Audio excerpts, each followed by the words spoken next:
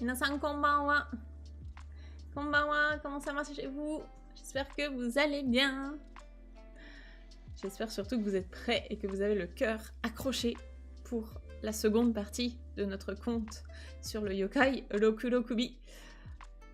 Je préfère vous prévenir d'avance, ça va être un petit peu gore, un petit peu sanglant, un petit peu tout, un petit peu trash, un petit peu horreur, donc si vous êtes sensible, bon il n'y aura pas d'images horribles, hein, mais c'est juste que l'histoire va devenir un petit peu gore, là, en plein milieu de notre conte, donc là on est vraiment dans les histoires d'horreur à la japonaise, voilà.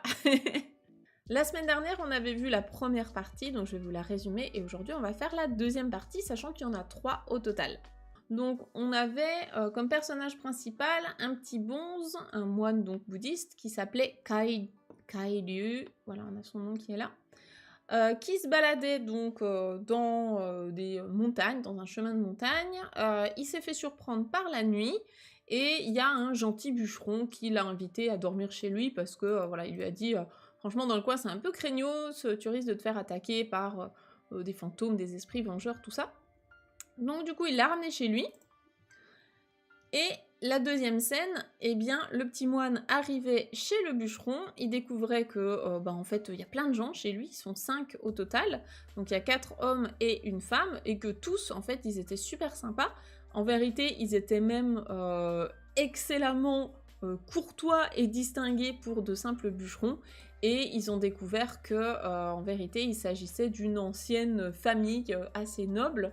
Le bûcheron avait raconté son histoire, comme quoi il a sombré dans l'alcool et il a commencé à faire des choses un petit peu mauvaises, il a fini par tuer quelqu'un, et il s'en voulait tellement que pour se faire pardonner, il a quitté toutes ses richesses, toutes ses terres, son titre, etc., et il est parti s'isoler dans la montagne avec le reste de son clan.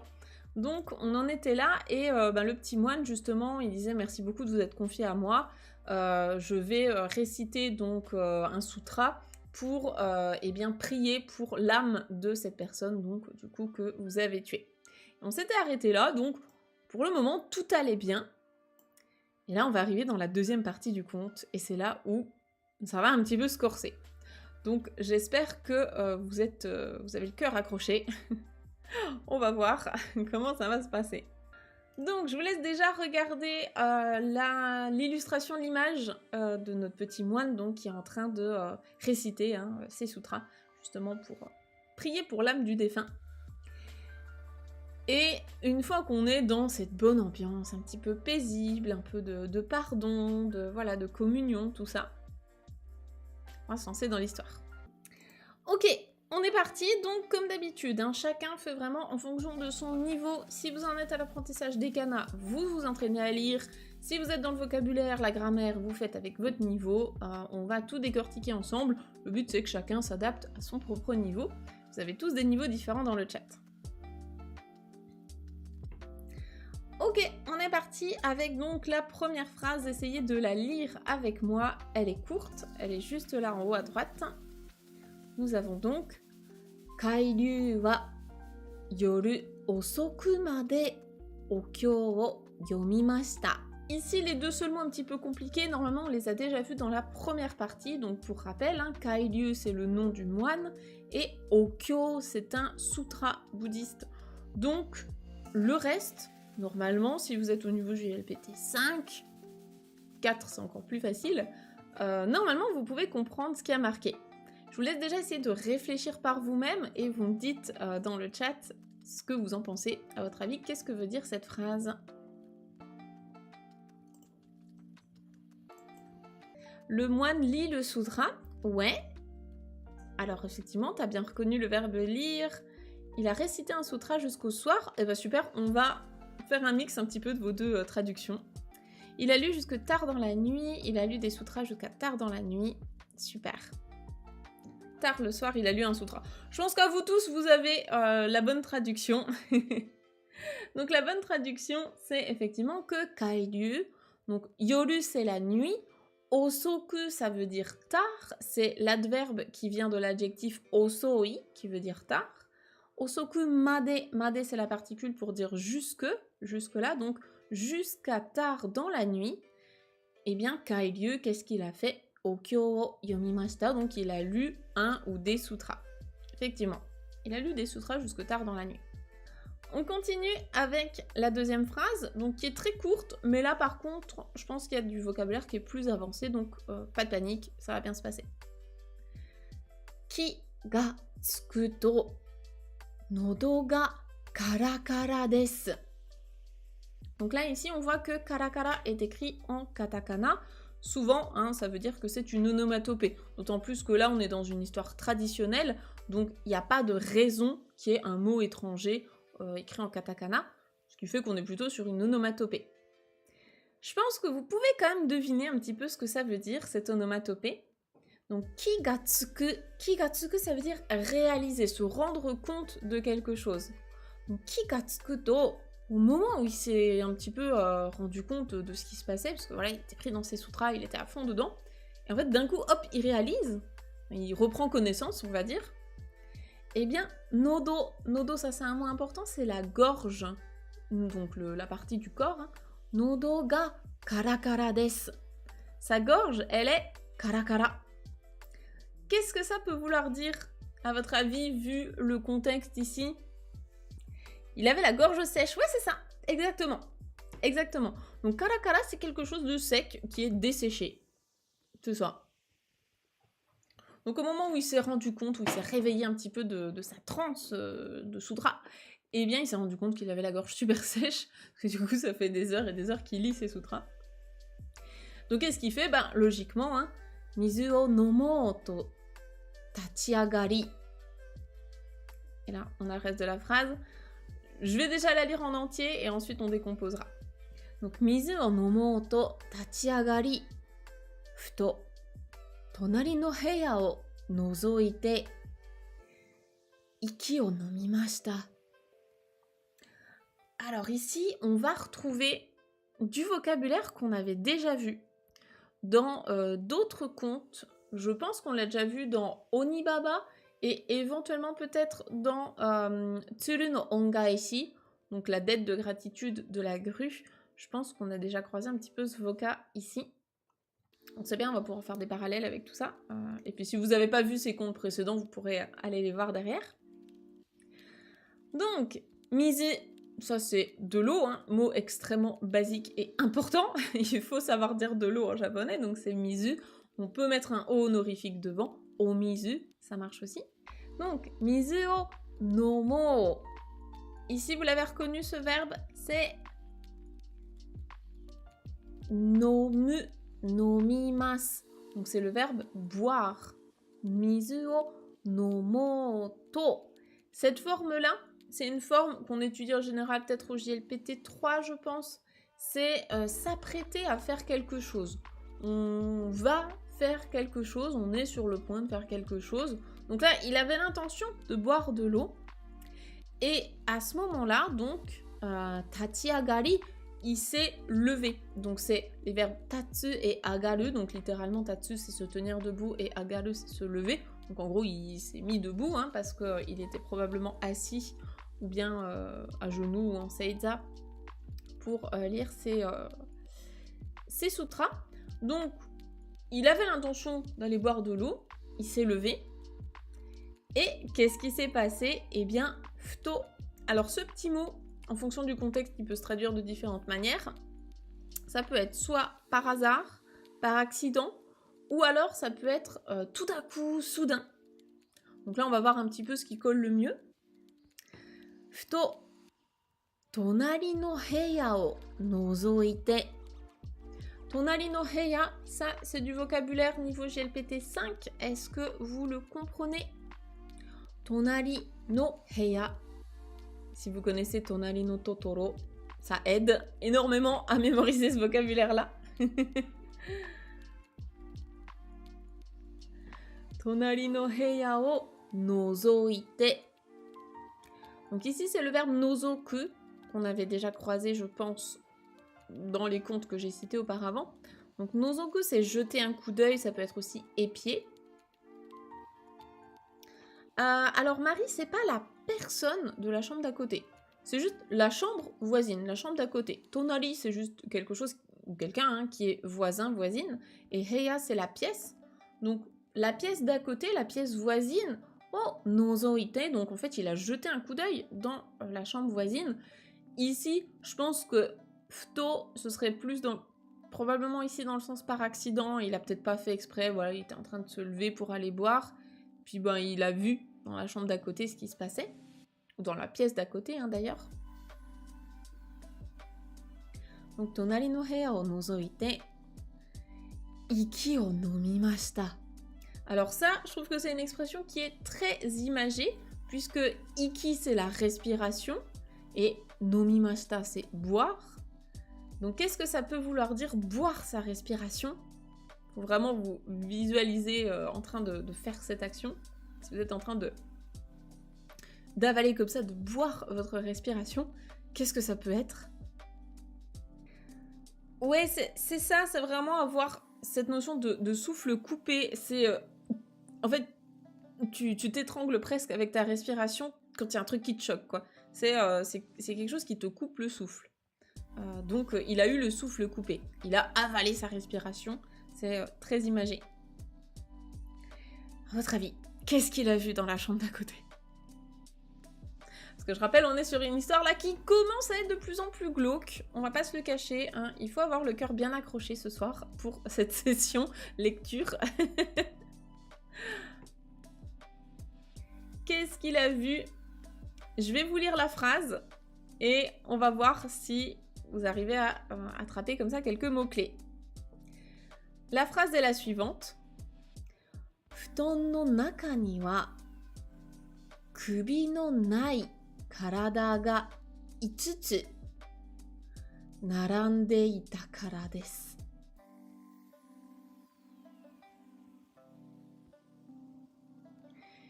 Qu'est-ce que c'est que cette scène? Qu'est-ce qu'il a vu? C'est pour cette raison que le moine a eu le souffle coupé. Il était estomaqué par ce qu'il a vu. Donc qu'est-ce qu'il a vu? Eh bien, futon. Donc futon, ce sont les futons, hein, je pense que vous savez ce que c'est. C'est cette espèce de couchage en fait, hein, à la japonaise, donc sur le sol, sur les tatamis. Donc à l'intérieur, futon no naka ni, à l'intérieur des futons, dans les futons, qu'est-ce qu'il y avait? Eh bien, kubi. Donc kubi, c'est le cou, mais ça peut aussi désigner la tête. Donc là, ce serait plus dans le sens la tête, en tout cas à partir du cou et tout ce qu'il y a au-dessus. Donc kubi no nai karada. Karada, c'est le corps. Nai, c'est arimasen, il n'y a pas. Kubi no nai karada, des corps sans tête, ga 5つ. Ça, c'est le compteur pour les choses. C'est le compteur un peu fourre-tout. Donc, 5つ, ça veut dire qu'il y en avait 5. Dans les futons, il y avait 5 corps sans tête. Narande ita kara desu. Donc, le kara ici, c'est pour exprimer la cause, hein, parce que, donc c'est pour ça qu'il était choqué, parce que il y avait 5 corps sans tête alignés, donc narande ita, hein, ils étaient alignés dans les futons, à l'intérieur des futons. Bienvenue ici. Bienvenue parmi nous. Donc les 5 personnages chez qui il dort, ils retrouvent leurs 5 corps sans tête. Cool. Ça y est, c'est glauque. Ah, j'avais prévenu, hein, j'avais dit ce soir on est dans le glauque. J'aurais eu plus que le souffle coupé. Moi je pense que je me serais juste évanouie en fait. T'aurais plu à Romain? Bah écoute Romain, si tu passes par là en replay, coucou à toi. C'est pour ça qu'on aime ce livre. Ouais, bah là c'est vraiment un livre spécial histoire glauque, yokai, tout ça. Donc forcément, on se met un peu dans l'ambiance. Mais je pense que celle-là, c'est vraiment l'une des histoires les plus glauques, si ce n'est la plus glauque qu'on ait lue depuis le début. Hein. Donc on continue parce qu'on veut quand même savoir ce qui se passe. Pourquoi ils sont comme ça? Donc ici, on a, entre parenthèses, c'est probablement les pensées du moine. En tout cas, il chuchote ou ce sont ses pensées. Donc qu'est-ce qu'il se dit? Sate wa mononoke ni yarareta ka. Donc sate wa, c'est un petit mot pour enchaîner en se disant eh ben, bon, ben alors, waouh, eh ben dis donc. Donc, waouh, eh ben. Donc Mononoke, on l'avait vu la dernière fois, hein, c'est pas la princesse Mononoke, même s'il y a un lien entre les deux, mais là, Mononoke, ça désigne des fantômes vengeurs, des esprits frappeurs, etc. C'est un esprit qui a soif de revanche. Et donc, précédemment, le bûcheron lui avait dit que s'il passait la nuit dehors, il se ferait attaquer par des Mononoke. Donc, c'est pour ça qu'il l'avait invité à la maison. Donc là, ici, ce qui se dit, c'est que, eh ben, du coup, ils ont dû se faire attaquer, ils ont dû se faire tuer par des Mononoke. C'est pour ça que, du coup, il leur manque la tête. Donc ici, yarareta, yarareru, c'est se faire tuer, se faire attaquer, se faire détruire, c'est tout ça à la fois. Donc, eh ben, ils ont dû se faire attaquer par un ou des Mononoke. Donc c'est ce qui se dit. Première vue. On continue avec la suite de l'histoire. Ici, on nous dit Ichi daiji to bakari heya ni tobikonda no desu ga yoku miru to doko ni mo chi no nagareta ato ga arimasen. On va reprendre tranquillement. Donc, ichi daiji to bakari. Ça, tout ça, il faut le prendre comme étant une seule expression. Alors là, c'est vraiment une expression de niveau avancé. Hein, je ne conseille pas spécialement de la noter. Donc, ichi daiji, c'est vraiment quelque chose de hyper important. Enfin, hyper... C'est quelque chose de grave. C'est une affaire qui est grave. C'est des circonstances qui sont graves. Donc, daiji tout court, hein, ça veut dire important. Et ichi, c'est le numéro 1. Donc, c'est vraiment un truc qui est super important. C'est super grave ce qui se passe. Il y a 5 cadavres, ça va pas du tout. Donc c'est très grave. Et ichi daiji to bakari, tout ça...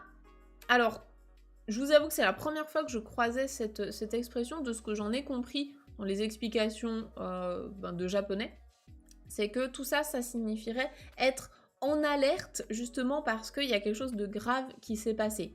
Donc en fait, le petit moine, ben forcément, il découvre ça. Il est en mode what, qu'est-ce qui se passe?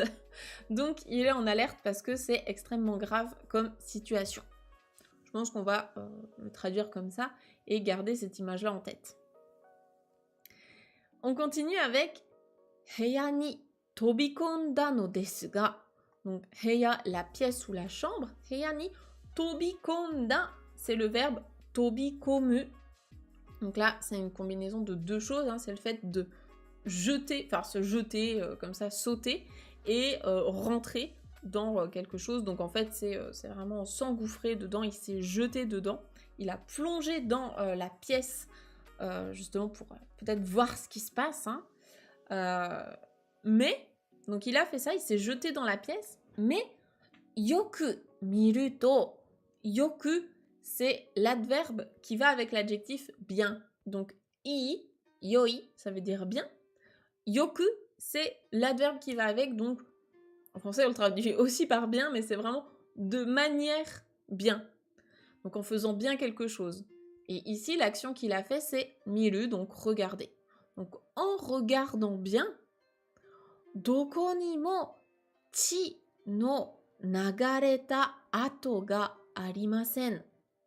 Donc en regardant bien, dokonimo, nulle part, chi, le sang, no nagareta ato, donc des traces de sang qui se seraient écoulées. Nagareru, c'est un truc qui s'écoule comme de l'eau. Ato, ici, c'est une trace. Donc, nulle part, des traces de sang qui se seraient écoulées, ga arimasen, donc il n'y en a nulle part. Donc en regardant bien, il n'y a pas de traces de sang qui se seraient écoulées de leur tête coupée. C'est ça, en fait, il n'y avait pas de sang. En regardant bien, il n'y avait pas de sang. Alors, qu'est-ce qu'il a pu se passer selon vous? C'est très louche, ouais, on est d'accord. Donc là, le petit moine se redit quelque chose. Il pense. Et qu'est-ce qu'il se dit? Okashi zo. Moshi ya ano 5 人wa. Donc, okashi, avec un i, hein. Okashi i, à ne pas confondre avec okashi tout court sans i. Okashi tout court, ce sont les sucreries, les gâteaux, tout ça. Ici, c'est un adjectif qui veut dire que c'est bizarre, c'est étrange.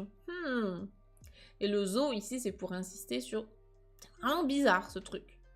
Pourquoi il n'y a pas de sang alors qu'ils ont la tête coupée? Moshiya, c'est enfin, il se pourrait que, par hasard, si ça se trouve. Et anogoni wa, donc ces 5 personnes, il se pourrait que, peut-être par hasard. Donc là, il se pose des questions, il est en pleine réflexion là-dessus.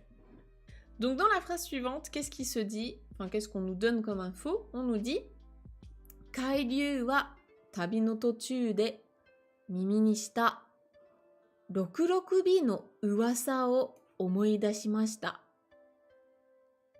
Donc, Kairyu wa tabi no tochū de, donc tabi c'est son voyage, son périple, no tochū de, tochu on l'avait vu dans Nopperabo, le conte précédent, c'est au beau milieu de, je crois qu'on l'a vu d'ailleurs aussi peut-être la semaine dernière sur la première partie du conte. Donc, tochū de, donc en plein milieu de son voyage, eh bien, mimi ni shita, mimi ce sont les oreilles, mimi ni suru ça veut dire un truc qui lui est arrivé aux oreilles, un truc qu'il a entendu. Eh bien, au beau milieu de son voyage, 66 bi no uwasa. Uwasa, c'est une rumeur. Quelque chose dont on parle, voilà, on ne sait pas trop, mais c'est une rumeur. Donc, la rumeur de 66 bi o omoidashimashita. Il s'en est souvenu. Omoidasu, c'est se souvenir, se rappeler de quelque chose. Donc, il s'est rappelé de la rumeur concernant les 66 bi. C'est quelque chose qu'il a entendu au cours de son voyage, de son périple. Donc, 66 bi, hein, c'est le yokai en question qui est au cœur de cette histoire. 66 bi to wa karada kara kubi dake hanarete samayoi nagara hito o kuu bakemono desu. Ah là là. Donc 66 bi to wa, ce to wa c'est quand on définit un terme. Donc ce qu'on appelle 66 bi, hein, qu'est-ce que c'est les 66 bi? C'est donc karada, le corps, karada kara kubi dake wa, non, kubi dake hanarete samayoi nagara. Donc ici on a 2 verbes. On a le verbe hanareru qui veut dire, alors ça veut dire quitter quelqu'un, enfin quitter ou autre, soit se séparer. En fait c'est vraiment dans le sens de mettre de la distance. Donc ici c'est dans ce sens-là. Hein. C'est donc karada kara, donc depuis le corps, kubi dake, il y a seulement la tête, le cou, la tête, hein, qui se séparent. Donc en gros, la tête est séparée du corps, oui, pas du cœur, du corps. Et samayoi nagara, la forme en nagara, c'est une forme de niveau JLPT4 qui veut dire tout en faisant une action, il y a une autre action qui se passe en même temps. Et ici, la première action, c'est donc tout en samayoi, vagabonder, errer, tout ça. Donc tout en vagabondant, enfin la tête, il y a juste une tête en fait qui est séparée de son corps et qui va vagabonder, elle va vivre sa vie loin du corps. Et bien tout en faisant ça, hito ku bakemono desu. Hito ku, c'est la même chose que hito taberu, donc manger. Ku, c'est la version familière de taberu, comme en français, ce serait bouffer par rapport à manger. Donc ku, vous pouvez le traduire plutôt par bouffer. Donc bakemono, hein, c'est un monstre. C'est un monstre qui bouffe des gens, qui mange des humains, tout en ayant du coup sa tête en fait qui va se balader loin du corps. Est-ce que vous aviez déjà entendu parler de ce yokai? Parce que franchement, moi je trouve qu'il est exceptionnel. C'est l'un des plus connus hein, au Japon. Et ça, c'est l'une des versions du 66 bi. Il y en a d'autres dont on pourra reparler. Mais ça, en tout cas, c'est l'une des versions. Et apparemment, ce serait la version la plus ancienne du yokai. Tout le chat est en PLS. C'est drôle quand même. Enfin, moi, je trouve ça hallucinant à chaque fois que les Japonais aient autant d'imagination pour créer autant d'histoires de yokai, tout ça. Il y en a tellement, tellement, tellement. Oui, il est dans Gegege no Kitaro. Oui, oui, bah dans Gegege no Kitaro, c'est vraiment la référence hein, pour les yokai. Si vous aimez les yokai, il faut absolument lire le manga ou regarder l'anime, c'est trop bien. Ça, c'est de l'histoire. Ah bah carrément. Donc, eh bien voilà ce que c'est ici le Rokurokubi dans notre histoire, ce sera ça. Alors maintenant, je vais pousser ma tête. Voilà, je me mets là comme ça pour commencer juste là, en haut. Donc ici, on a encore une fois la réflexion du petit moine. Qu'est-ce qui se dit? Yoshi! Nidoto kubi ga modorenai you ni karada o kakushite oko. Donc qu'est-ce qui se dit? Yoshi! Déjà ce yoshi, c'est yosh. Je sais pas trop comment le traduire parce que moi je le dis souvent dans ma vie de tous les jours. C'est vraiment quand je veux me donner du courage en me disant allez, vas-y, je vais faire ça, yosh. Je trouve que c'est vraiment un petit mot qui sonne super bien et qui est hyper pratique. Je trouve qu'il exprime bien un petit peu ce allez, je m'y mets quoi, je vais faire ça. Donc yosh, nidoto, donc 2 fois, donc à nouveau, enfin une seconde fois, kubi ga modorenai you ni, afin que leur tête ne puisse pas revenir une nouvelle fois, une seconde fois, mais là c'est dans le sens une nouvelle fois. Karada o kakushite oko.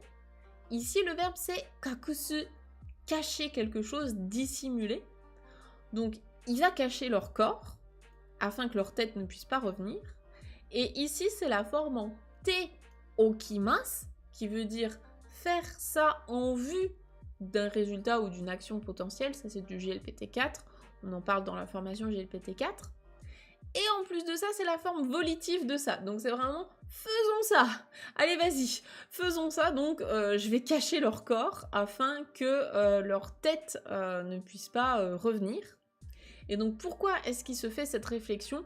Parce que dans la légende du Rokurokubi, il est dit que du moment en fait que la tête part vagabonder, eh bien, si on cache le corps, si le corps n'est plus au même endroit que quand la tête elle est partie, en fait, la tête elle pourra jamais retrouver le corps. Donc apparemment, les origines de Rokurokubi, ce serait beaucoup lié au être somnambule, somnambulisme, c'est ça. Ce serait lié au somnambulisme, je vais y arriver. Et les Rokurokubi, ça peut autant être des hommes que des femmes. Voilà, y a pas... ça peut être les deux, quoi. Donc il est dit que quand parfois on peut voir la tête de quelqu'un aller se balader pendant que son corps est au même endroit, et du coup la personne ne sait pas forcément qu'elle est un yokai. C'est parce que c'est quand elle dort, donc elle n'est pas forcément consciente que sa tête elle part se balader, elle pense juste qu'elle est en train de rêver. C'est un petit peu embêtant. Donc, eh bien le petit moine il est parti pour cacher les corps afin que les têtes ne puissent jamais revenir. Est-ce qu'il va y arriver? On va regarder ça ensemble. On termine donc cette page numéro 3 avec cette dernière phrase où on nous dit Kairyu wa yuka shita ni karada o tsugitsugi to nagekomu to soto no yosu o ukagaimashita. Donc, ici, on a du vocabulaire qui est, mine de rien, assez utile dans la vie de tous les jours. Donc, yuka, c'est le plancher, le sol. Donc là, c'est le sol de la maison. Shita, c'est en dessous. Karada, ce sont les corps, du coup. Tsugi, c'est les uns après les autres. Nagekomu, ça, je pense que c'est pas super utile à votre niveau, en tout cas. Donc, nagekomu, c'est jeter et faire rentrer au fur et à mesure des trucs. Donc ici, c'est dans le sens... en fait, il a il a pris les corps et il les a balancés les uns après les autres sous le sol, donc de la maison, sous le plancher. Et soto, donc soto c'est l'extérieur, dehors. Yosu, c'est tout ce qui est l'apparence, la condition, etc. Donc en gros, ce qu'il y avait dehors, quoi, ce qui se passait dehors. Oh, ukagaimashita. Ukagau, là, c'est pareil. Je pense pas que ça soit un verbe dont vous ayez tout de suite l'usage. Ça peut être soit regarder, épier. Donc là, c'est ce sens-là. Soit ça peut être rendre visite, mais ce serait un autre kanji. Enfin, là, il n'y a pas de kanji, donc on est obligé de deviner. Mais ce serait plus dans le sens, je pense, regarder dehors. Donc en gros, eh ben, Kairyu, qu'est-ce qu'il a fait? Il a pris les corps, les uns après les autres, et il les a balancés sous le plancher de la maison. Tout en, du coup, après, enfin, une fois qu'il a fait ça, il regardait dehors, quoi. Il épiait ce qui se passait dehors, il restait un petit peu aux aguets. Il est stylé quand même, hein, notre petit Kairyu.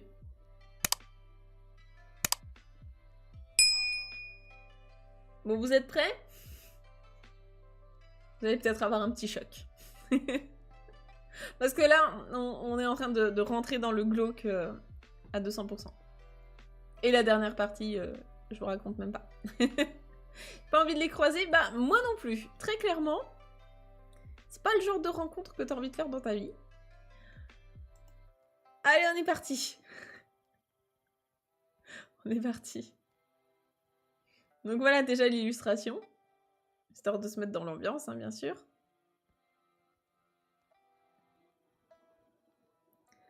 On attaque la 4e page. On va se mettre ici. Moi, je vais me mettre là. Et on va lire ce premier paragraphe ensemble. On a 2 phrases. Bon, elles sont assez longues. Allez, on part sur la première. Vous essayez de dire avec moi? Suruto, mukou no hou de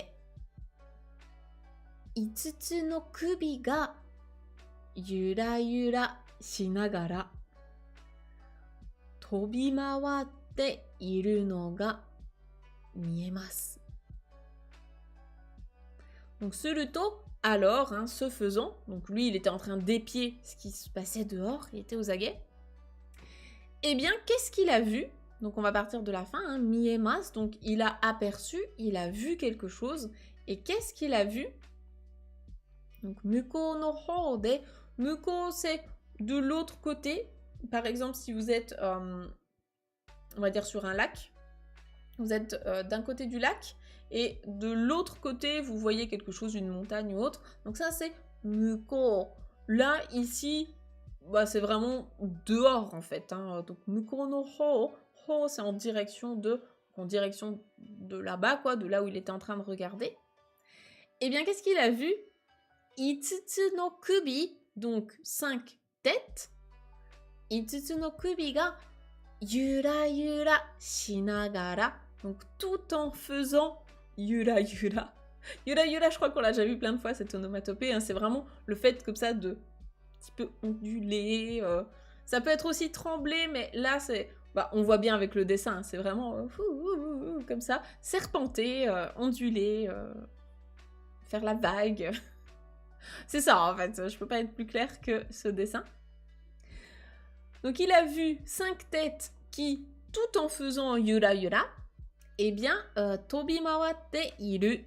Donc, elles étaient en train de tobi mawaru. Tobu, c'est voler, donc voler dans les airs. Et mawaru, c'est... Alors, de base, c'est faire des cercles, mais là, en fait, c'est vraiment se balader comme ça, être en train de flotter et de faire leur vie de tête volante. Hein. Voilà, c'est ça qu'il a vu, en fait. Il a vu ça. Donc, c'est une vision particulière qu'on n'a peut-être pas tous envie d'avoir dans notre vie. On va pas se le cacher. Donc, il voit ça. Il voit 5 têtes en train de faire ça, en train de flotter dans l'air et se balader en faisant ça. Jusque-là, tout va bien. Et donc, qu'est-ce qu'il fait? Eh bien, Kairyu wa chikaku ni atta kigire o nigirishime sotto chikazuite ki no kage ni kakuremashita. C'est le moine le plus badass ever. Il a beaucoup plus de courage que nous tous réunis, clairement. Alors, qu'est-ce qu'il fait? Donc, Kairyu, donc, chikaku ni atta kigire. Kigire, si vous connaissez déjà les kanji, c'est très facile à comprendre. Ki, c'est un arbre. Gile, donc ça vient du verbe kiru, couper. Donc kigile, en fait, c'est un truc qui a été coupé d'un arbre. C'est un morceau de bois, tout simplement. Donc un morceau de bois, chikaku ni atta, qui se trouvait à proximité. Chikaku, ça c'est un mot important, hein, c'est à proximité, proche de lui. Atta, c'est le verbe aru, donc il y a, au passé, donc un morceau de bois qui était à proximité de lui, qui se trouvait à proximité de lui. Qu'est-ce qu'il en a fait? Eh bien, o nigirishime. Nigirishime. C'est ici le verbe nigirishimeru qui est serré dans sa main comme ça. Donc il a pris un bout de bois dans sa main ou dans ses mains. Et soto chikazuite. Le verbe chikazuku, on l'a déjà croisé plusieurs fois, c'est se rapprocher. Ça vient de chikai, donc proche. Chikazuku, se rapprocher. Soto, c'est silencieusement, furtivement. Forcément, il n'a pas envie d'être repéré. Donc, il se rapproche silencieusement. Hein, il a pris son petit bout de bois dans la main et il se rapproche silencieusement. Et ensuite, ki no kage. Kage, c'est l'ombre, l'ombrage ici d'un arbre. Donc, sachant qu'il fait déjà nuit, je pense que c'est vraiment pour être dans le noir le plus absolu, hein, tapis dans l'ombre. Ni kakuremashita. Donc là, kakureru, c'est vraiment se cacher. Tout à l'heure, on avait kakusu. Donc ça, c'est le transitif. Cacher, dissimuler quelque chose, dissimuler les corps. Et là, kakureru, c'est se cacher soi-même, se dissimuler. Donc c'est l'intransitif.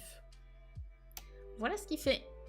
Donc voilà le début de la page 4. Et on va lire ensemble la fin de la page 4. Et c'est là où ça va devenir encore plus tendu. Alors, petite phrase. Ici, les phrases sont un petit peu plus courtes, j'ai l'impression, donc on va pouvoir les découper peut-être plus facilement. C'est parti.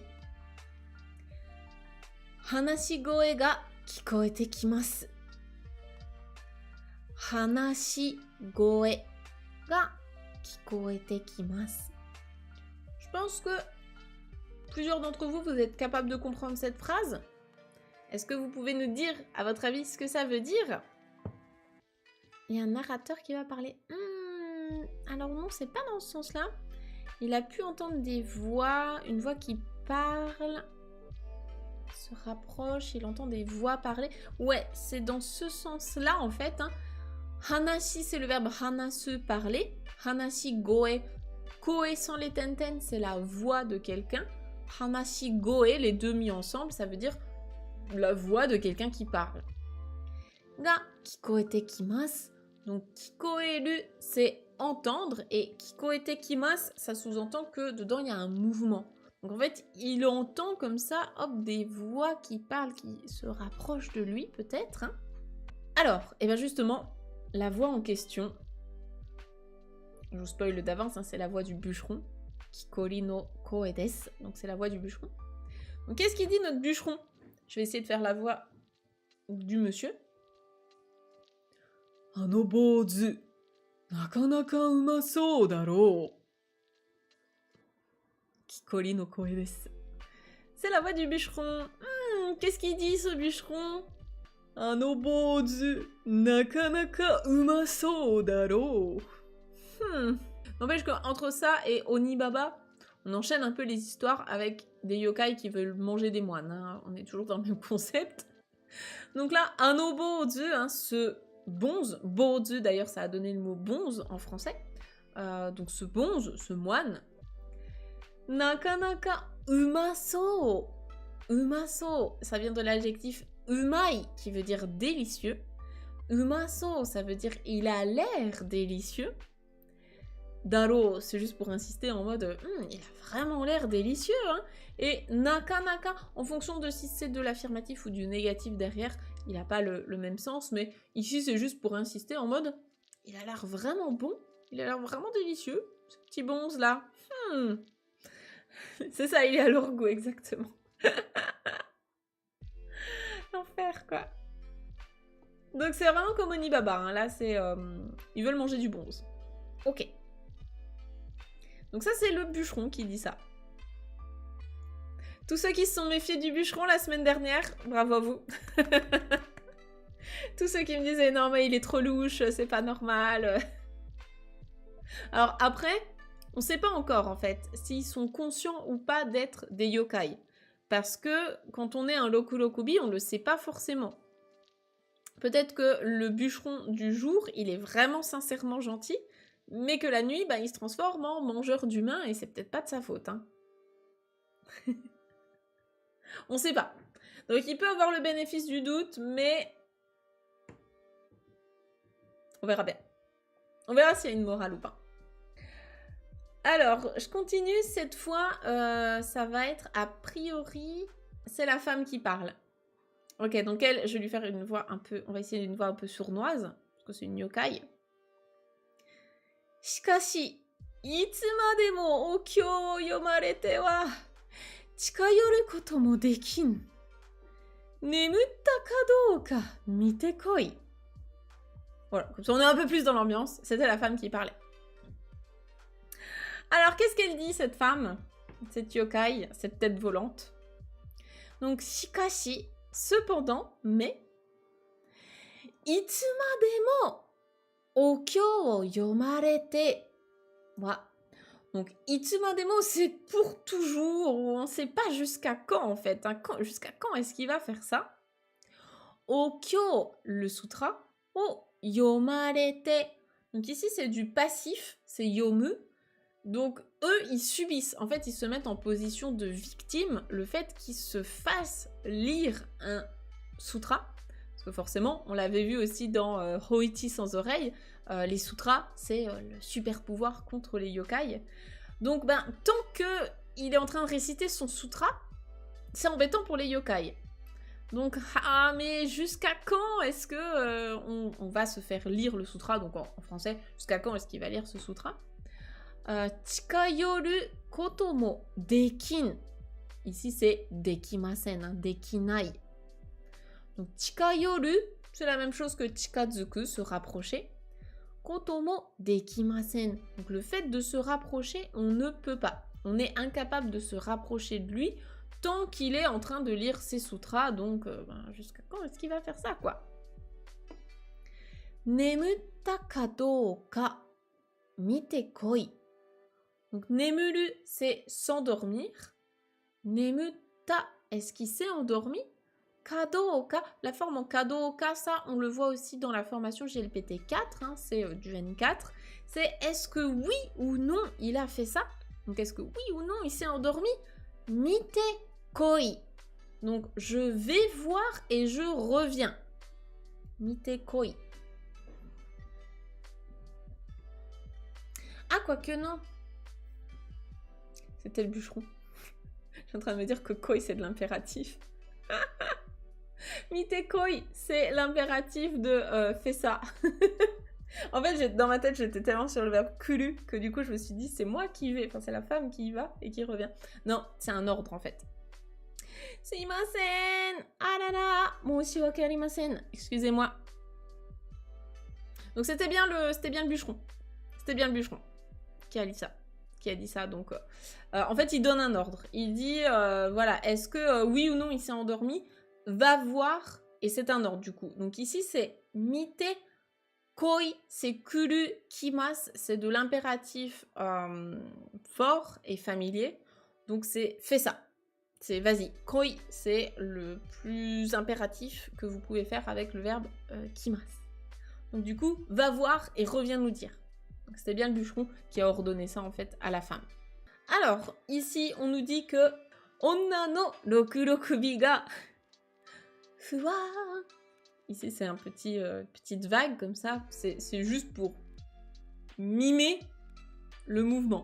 Donc, fuwa to tonde itta ka to omou to sugu ni modotte kimashita. Donc là, rokurokubi, femme, féminine, et bien qu'est-ce qu'elle a fait? Donc, fuwa to tonde itta. Donc, tobu, tobimas, hein, c'est s'envoler, enfin c'est voler. Tonde itta, donc elle est partie en volant, en faisant fuwa. Donc, Voilà. Je pense qu'elle est partie en fait d'un coup, hein, tout simplement, en faisant ça. Et to omouto, donc il s'est passé ça, elle est partie, c'est ce qu'on se dit quoi, qu'elle est partie en faisant et suguni, immédiatement, tout de suite après, modotte kimashita. Donc modoru c'est revenir, et en fait elle est revenue tout de suite. Donc au moment, enfin quasiment au moment où en fait on s'est dit qu'elle était partie en volant, bah en fait tout de suite après elle était déjà de retour. Donc c'est pour ça, s'enfuir dans les bois de nuit en montagne avec 5 têtes comme ça qui volent, moi je pense que c'est pas un bon plan. Je pense clairement que c'est pas un bon plan. Il fallait peut-être mieux prendre un bâton et se cacher, c'est peut-être moins pire. Je pense qu'il a eu un bon move ici. Donc là par contre c'est la femme normalement qui parle, vu que c'est elle qui est allée voir ce qui se passait. Et donc là qu'est-ce qu'elle dit? Taihen desu! Bozu ga imasen! Sore ni warera no karada mo miyataranai no desu. Taihen desu. Taihen, c'est que ça va pas, c'est qu'il y a un problème. Donc ça c'est pareil, c'est du GLPT5 si vous le connaissez pas. Hein. Taihen ça peut être difficile, compliqué, pénible, fatigant. Là c'est vraiment pour signifier qu'il y a un problème. Donc oh là là, ça va pas du tout. Là là, attention. Bozu ga imasen. Donc le bonze n'est pas là. C'est le verbe iru, imas au négatif. Hein. Imasen, il n'y a pas. Il n'y a pas le bonze n'est pas là. Sore ni, en plus de ça, en plus de cette information-là, donc c'est déjà compliqué, le bonze il s'est barré, eh bien, warera, warera c'est la même chose que watashi tachi, c'est nous, enfin c'est je au pluriel, version un petit peu plus ancienne, parce que là du coup on est en mode un peu archaïque hein, comme manière de parler. Donc, warera no karada, nos corps, mo, eux aussi, eh bien, miyataranai no desu. Miyataranai, tout ça, ça veut dire quelque chose qui est introuvable. Donc, en plus de ça, nos corps sont introuvables. Galère. Galère pour eux. Et là, je pense du coup que c'est le bûcheron qui reparle, ça a l'air d'être un peu le chef de la bande, qui dit « Koshaku na bozume !» Il est vénère. Il est clairement vénère. Donc, koshaku na, hein, c'est un adjectif en na. C'est quelqu'un qui est impertinent, qui est insolent. Donc, ce bonze impertinent. Et le me, c'est un petit peu la version archaïque de la particule yo, en tout cas c'est pour insister sur des propos. Donc c'est vraiment, c'est impertinent de bonze. Il est vénère. Jusque là vous aviez déjà peur?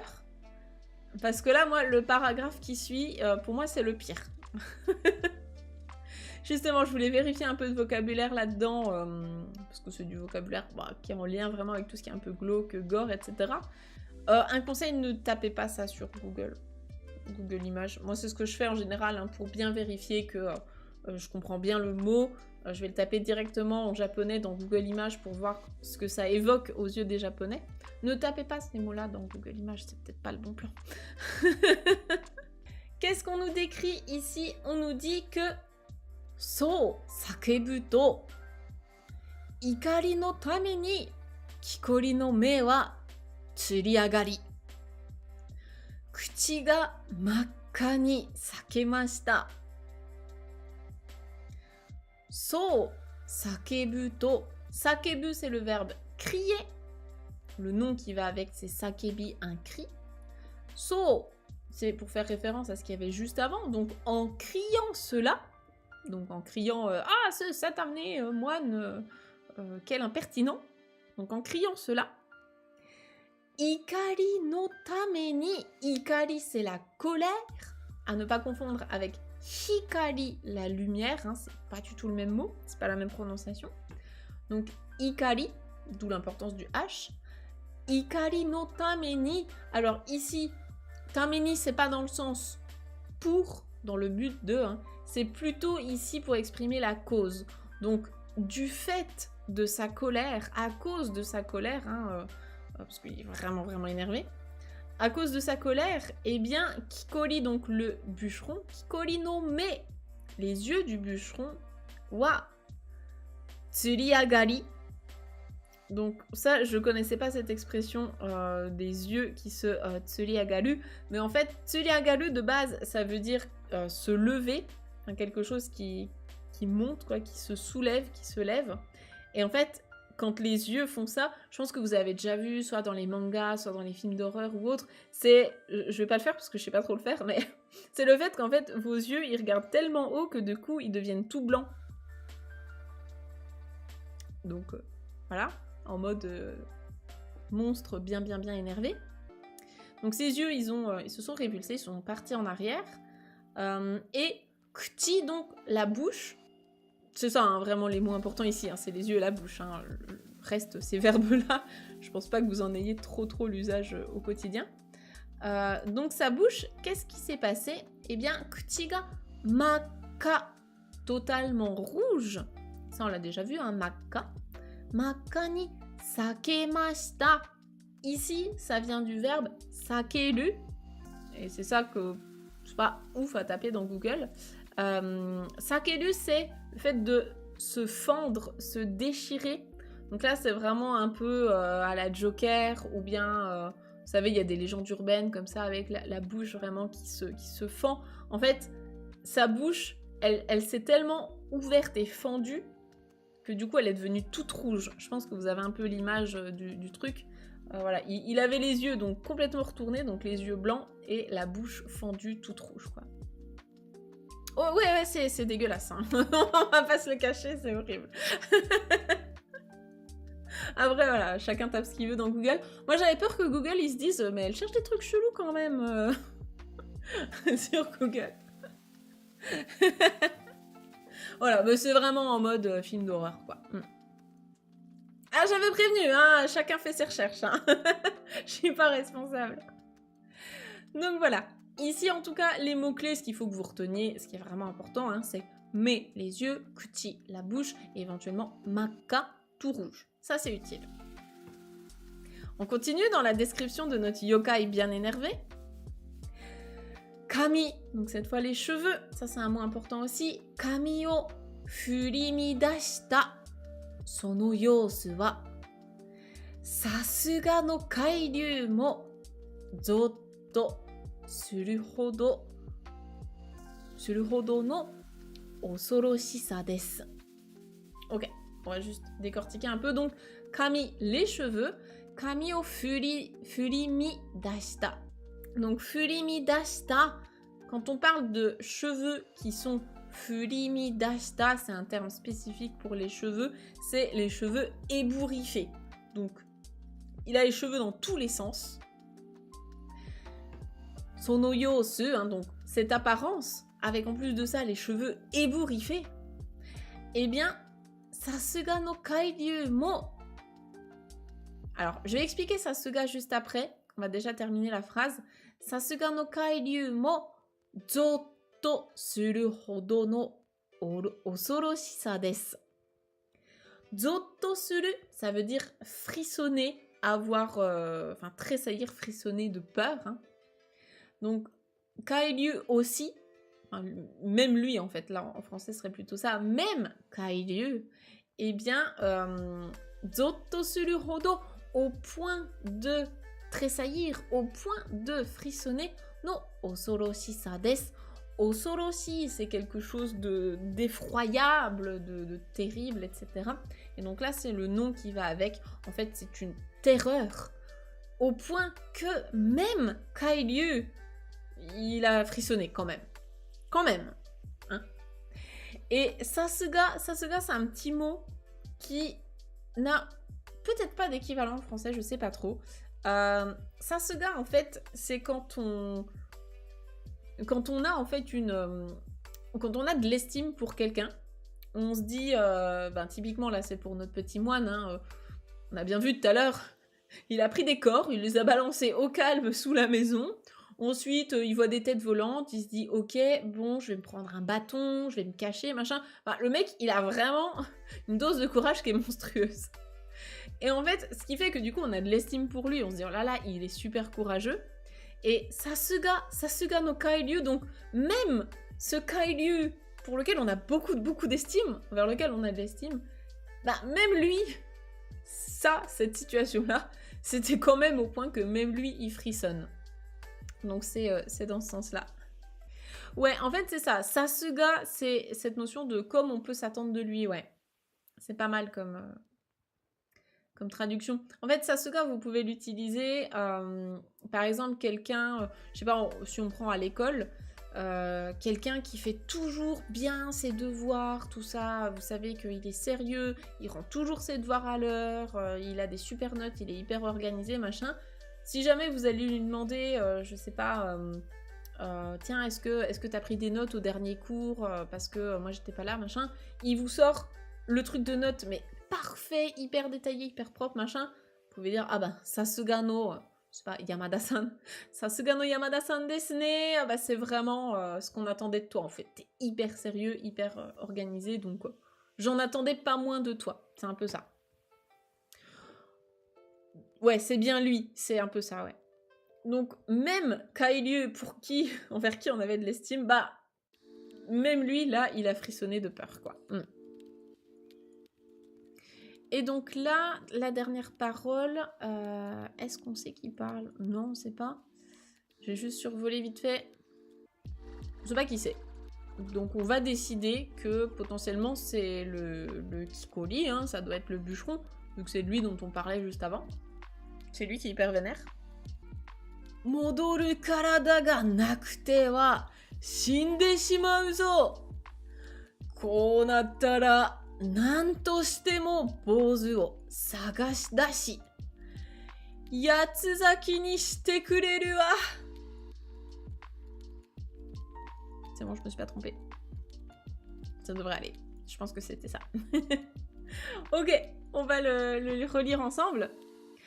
Donc, ce bûcheron, qu'est-ce qu'il nous dit? Il nous dit que modoru, donc revenir, hein, modoru karada, donc les corps qui reviennent, Modoru karada ga nakute wa. Donc, si on a perdu, en gros, les corps qui reviennent, enfin ça veut rien dire, mais je pense que vous comprenez l'idée. En gros, c'est si on doit abandonner l'idée que nos corps reviennent, s'ils reviendront pas, quoi, eh bien, shinde shimau zo, on va mourir. Donc, shinde shimau, shinu c'est mourir, hein, shinimasu. La forme en Teshimao, on l'a vu plein de fois, donc il va se passer complètement ça, donc on va juste complètement mourir, quoi. Et le zo, c'est pour insister à la fin. Donc en gros, bah, si on récupère pas nos corps, on va mourir. Et donc, konattara, si ça devient comme ça, si c'est ça qui se passe, si c'est cette situation-là qui se réalise, donc si on meurt, eh bien, nanto shite mo bozu o Sagashi-dashi. Donc, nanto shitemo, c'est coûte que coûte, à tout prix. Il faut absolument qu'on fasse quelque chose. Donc, c'est ça, c'est vraiment coûte que coûte, quoi. À tout prix, par tous les moyens. Nanto shitemo, bozu o sagashi-dashi. Donc là, c'est sagasu plus dasu. Donc en gros, il faut le chercher et le trouver. Il faut qu'on retrouve le bonze. Et yatsuzaki ni shite kureru wa. Alors là, c'est pareil, c'est pas forcément un truc à aller chercher, sinon Google va vraiment penser que vous êtes un psychopathe. Je pense que mon Google est déjà perturbé. Yatsuzaki, c'est le fait de démembrer quelqu'un, de couper quelqu'un en morceaux. Donc, yatsuzaki ni shite kureru, ici la forme en te kureru, c'est être reconnaissant de quelque chose. Donc là, bien sûr, c'est le yokai qui cherche à se venger, qui dit, bah voilà, on va le trouver. Enfin, si c'est ça, si on doit mourir, quitte à mourir, on va retrouver ce bonze et on va le découper en morceaux et ça va bien me faire plaisir. C'est vraiment ça, en fait, qu'il lui dit ici. Voilà. Voilà ce qui se passe à ce moment de l'histoire. Et le wa, c'est pareil, c'est une particule de fin de phrase. pour insister un petit peu comme un yo. Alors souvent, c'est vrai que le wa est plutôt féminin, donc peut-être ici que c'était le yokai féminin qui parlait, on n'a pas la précision. Donc après, on peut inventer un petit peu ce qu'on veut. Qu'est-ce que vous avez pensé de cette deuxième partie? J'avais prévenu que c'était trashos ce soir. Donc je me suis pas encore spoilé la fin, on découvrira tout ça ensemble la prochaine fois.